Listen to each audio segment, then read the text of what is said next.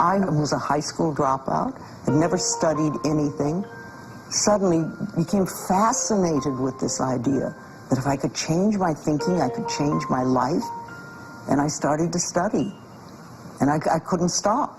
I did lots of classes, lots of books, all sorts of things, so I could begin to understand how this works. And at the end of 3 years, I was eligible to become what they called in the church a licensed practitioner, which gave me the opportunity to work one-on-one with other people.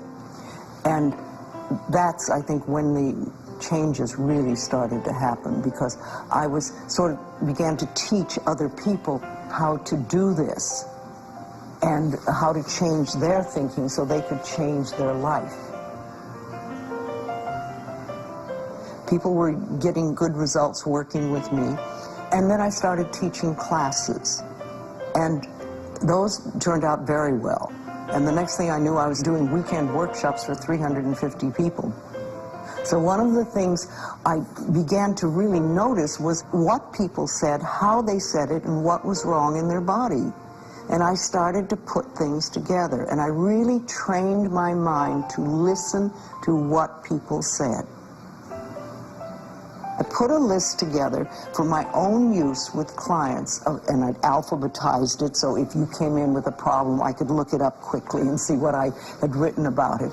And I showed it to a friend in class, and she said to me, "Oh, Louise, what a great idea. Why don't you make a little book out of it?" And I went, "Oh, really?